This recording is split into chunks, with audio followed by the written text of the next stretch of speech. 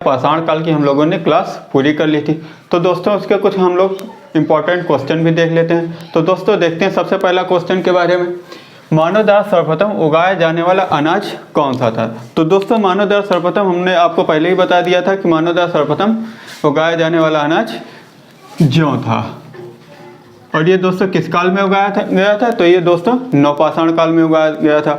उसके साथ आपको हमने गेहूं भी बताया था। दोस्तों गेहूं आएगा सेकंड नंबर पर, जौ आएगा फर्स्ट नंबर पर। अब दूसरा क्वेश्चन देखते हैं, भारत में कृषि के प्राचीनतम साक्ष्य कहां से प्राप्त हुए। तो दोस्तों कृषि के प्राचीनतम साक्ष्य मेहरगढ़, ये कहां पड़ता है, बलूचिस्तान में।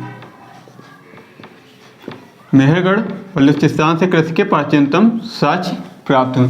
अब दोस्तों अगला नेक्स्ट क्वेश्चन देखते हैं, अनाज की खेती किस काल में प्रारंभ हुई थी। तो दोस्तों ये आपको पहले ही बता दिया था, ये नवपाषाण काल में प्रारंभ हुई थी। नवपाषाण काल में प्रारंभ हुई थी।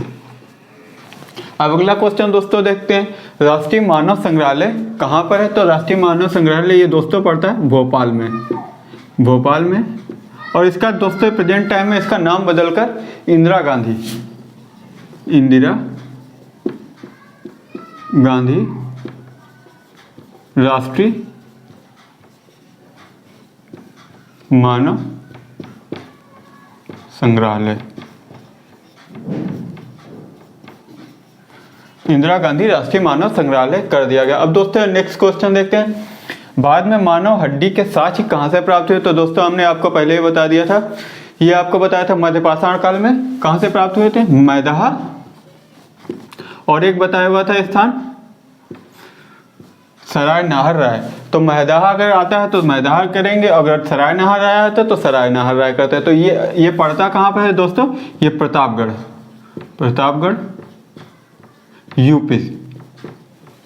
यूपी में पड़ता है। अब दोस्तों अगला क्वेश्चन देखते हैं, जोरवे नेवसा दैमाबाद पुरास्थल किस राज्य में स्थित है। तो दोस्तों ये महाराष्ट्र में स्थित है। महाराष्ट्र में जोरवे नेवसा दैमाबाद पुरास्थल किस राज्य में स्थित है, तो महाराष्ट्र में स्थित है। जिसका कोई लिखित साक्ष्य नहीं मिलता वह काल क्या कहलाता है। दोस्तों आपको हमने पहले ही बता दिया था, एक ऐसा काल जिसका कोई लिखित साक्ष्य ही नहीं है, उसके बारे में जानकारी हमें पाषाण काल के उपकरणों से मिलती है। तो वो आपको बताया था दोस्तों प्रागैतिहासिक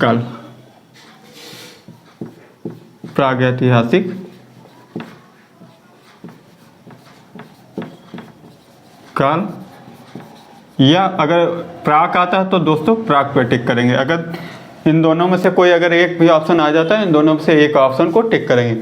अब दोस्तों अगला क्वेश्चन देखते हैं, दक्षिण भारत में मृतकों को किस दिशा में दफनाया जाता था। तो दक्षिण भारत में ये भी देख लेते हैं, ये पूर्व से पूर्व पश्चिम दिशा में दफनाया जाता था। अब दोस्तों अगला क्वेश्चन देखते हैं, इनाम गांव में किसकी प्रतिमा मिली है। तो इनाम गांव में मातृ देवी। ये भी देख लेते हैं, इनाम गांव दोस्तों किस काल से संबंधित काल है ये स्थान है। तो इनाम गांव ताम्रपाषाण काल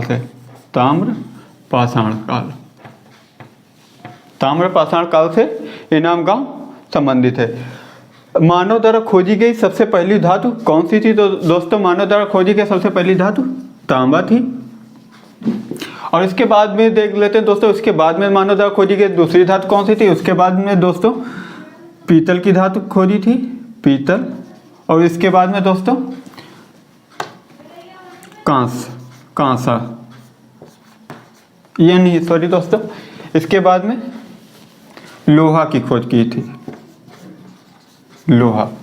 तो मानव द्वारा खोजी गई सबसे पहली धातु कौन सी थी। तो दोस्तों मानव द्वारा खोजी गई सबसे पहली धातु तांबा थी, और उसके बाद में पीतल, और पीतल के बाद में लोहा। दोस्तों देखते हैं अगला क्वेश्चन कौन सा है, गर्त आवास के साक्ष्य कहां से प्राप्त हुए। तो गर्त आवास के साक्ष्य दोस्तों बुर्जहोम कश्मीर। अगर कश्मीर की जगह पर दोस्तों श्रीनगर ऑप्शन आता है तो श्रीनगर ऑप्शन पर टिक करेंगे। अगर इन दोनों में से कश्मीर या श्रीनगर से इन दोनों में से कोई भी ऑप्शन आता है दोस्तों, कश्मीर या श्रीनगर में आया तो उस पर टिक करेंगे। अब भारतीय पुरातत्व सर्वेक्षण किसका संलग्न कार्यालय है। तो दोस्तों ये संस्कृति मंत्रालय का संलग्न कार्यालय है, संस्कृति मंत्रालय। अब अगला क्वेश्चन दोस्तों देखते किस स्थल से मानव कंकाल के साथ कुत्ते का कंकाल प्राप्त हुआ। तो दोस्तों आपको पहले ही बता चुके थे कि गर्त आवास कहाँ बताया था, ये बुर्जहोम में मानव कंकाल के साथ कुत्ते को दफनाए जाने की प्रथा थी, बुर्जहोम। इसमें भी वही दोस्तों करेंगे कश्मीर, और कश्मीर अगर नहीं ऑप्शन में आता, अगर श्रीनगर आता है तो उस पर टिक करेंगे श्रीनगर। भीमबेटका किसके लिए प्रसिद्ध है। तो दोस्तों आपको पहले ही बता चुके हैं, भीमबेटका गुफाओं के शैल चित्रों के लिए प्रसिद्ध है, गुफाओं के शैल चित्रों के लिए प्रसिद्ध है। क्योंकि भीमबेटका से दोस्तों आदिमानव के या मानव के पत्थर पर चित्रकारी के साक्ष्य प्राप्त हुए थे। और भीमबेटका दोस्तों ये कहाँ पड़ता, तो भीमबेटका दोस्तों ये मध्य प्रदेश में पड़ता। अगर ये पूछ दे भीमबेटका किस जिले में पड़ता है, तो भीमबेटका मध्य प्रदेश के रायपुर जिले में पड़ता है। अब दोस्तों अगला क्वेश्चन देखते हैं, चालकोलिथिक युग किस काल को कहा जाता है। तो दोस्तों चालकोलिथिक युग ताम्रपाषाण काल को कहा जाता है, ताम्रपाषाण काल को कहा जाता है। दोस्तों ये क्वेश्चन काफ़ी इंपॉर्टेंट है, इसको अच्छे से याद करके चलेंगे। अब देखते हैं भारतीय पुरातत्व का जनक किसे कहा जाता है। तो भारतीय पुरातत्व का जनक दोस्तों अलेक्जेंडर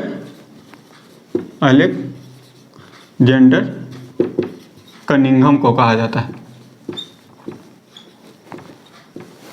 अब दोस्तों अगला क्वेश्चन देखते हैं, रॉबर्ट ब्रूस फुट कौन थे। तो रॉबर्ट ब्रूस फुट दोस्तों एक भूगर्भ वैज्ञानिक थे। आपको हमने पहले ही बता दिया था पाषाण काल के उपकरण के दोस्तों खोजकर्ता कौन थे। तो रॉबर्ट ब्रूस फुट पाषाण काल के उपकरण के खोजकर्ता। और इन्होंने किस सन में उपकरण की खोज की थी। तो दोस्तों ये 1863 में खोज की थी, पाषाण काल के उपकरण की खोज 1863 में। और किसने की थी, तो रॉबर्ट ब्रूस फुट ने की थी। अब दोस्तों अगला क्वेश्चन देखते हैं, आदिमानव के अत्यधिक महत्वपूर्ण खोज कौन सी थी। तो आदिमानव के अत्यधिक महत्वपूर्ण खोज दोस्तों पहिया थी।